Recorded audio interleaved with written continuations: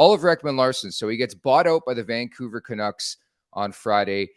It raised some eyebrows, at least here in Toronto, at least my bushy eyebrows. He's going to be 32 when next season starts. In my opinion, he's still a top 4 defenseman. Like, I think he's a perfect example of a guy who just needed a change of scenery. And I can't believe they bought out like 4 years. Like, they're going to be paying this guy for the next 8 years. But right away, I thought, who does he know in Toronto? Well, he knows Brad Treliving. He knows Shane Doan. What do you think of that fit, potentially the Leafs flirting and talking to a guy like Oliver Ekman-Larsson in free agency? I think it's going to come down to money.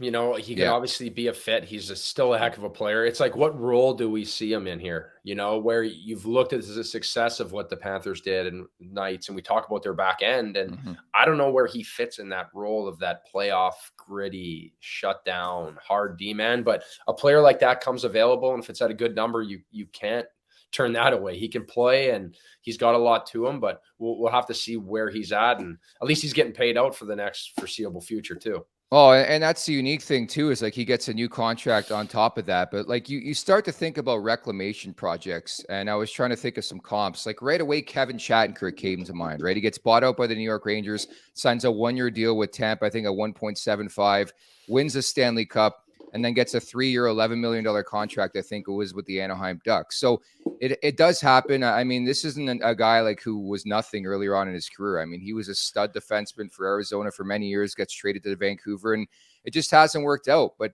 I think if it gets into that realm of being a reclamation project where the money makes sense, I think you almost have to take a flyer at the very least, at least make that call if you're the Maple Leafs, because that was one of my major takeaways from the year. Carter is just the fact that I think you look at Toronto and you look at the depth in the back end, you try to compare them to Florida, try to compare them to Vegas, some of the other teams in this league.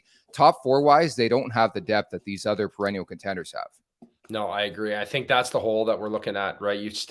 I'll put the big 4 up against anybody, but that back end is just a little far behind. And especially those big bodies, right? You even look at like some of the way that those minutes they played with, McNabb and Whitecloud. They had these players step up and play like big minutes, shut down time. And I think it's somewhere they lack. And so you get another guy like OEL who can play.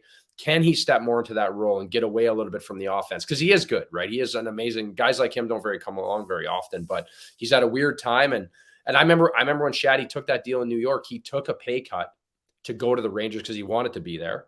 And then they end up buying him out. So then we circle back to our first topic, is he took a pay cut to try to help the team out because he wanted to be there, and he ended up getting screwed. So, it's one of those things. The teams are going to do you dirty too, one way or the other. And it's definitely somewhere they need to fill on that back end, I think, to push them over the top.